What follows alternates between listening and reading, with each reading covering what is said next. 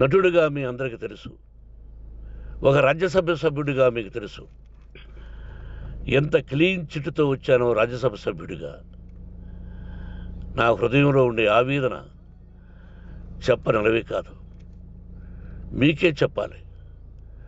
ఈ రోజున ఈ మీడియా సోదరులు ఎంత కల్పితాలు, ఎంత నెగటివిటీ నన్ను గురించి చెప్తున్నారో మీ అందరికీ తెలుసు.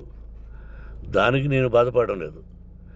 మీరు ముఖ్యంగా తెలుసుకోవాల్సింది, రాత్రుల్లో గేటు తోసుకుని గేటు పగలగొట్టి పర్మిషన్ లేకుండా ఎవరైనా రావచ్చా? మీరే చెప్పండి.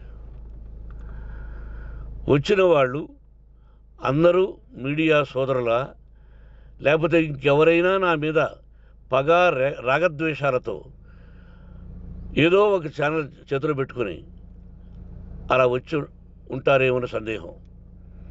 కానీ వాళ్లను కొట్టాలని, తిట్టాలని మనసా వాచ దైవ సాక్షిగా నేను అలా ఆలోచించేవాడిని కాదు.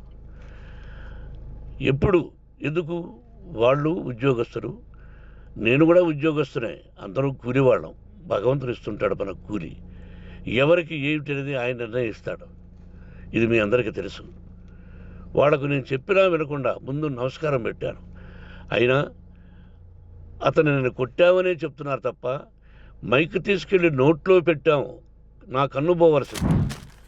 కన్ను పోయి ఉంటే అప్పుడు నేను కేసులు పెట్టాలి. నా కన్ను పోలేదు, కొంచెం తగిలింది కంటి కింద, నేనే ఎస్కేప్ అయ్యాను. లేకపోతే నా జీవితం గుడ్డిదయ్యేది. అతనికి తల కాదు, చెంప మీద తగిలిందన్నారు. ఓకే, ఆ చీకట్లో ఎలా జరిగిందన్నది వాస్తవమే.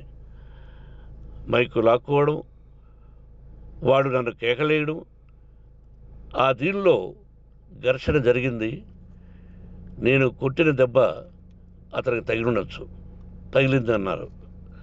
దానికి హృదయపూర్వకంగా బాధపడుతున్నా. అతను నాకు తమ్ముడే, ఒక తల్లి బిడ్డలం కాకపోయినా I love them, I like them. అటువంటిది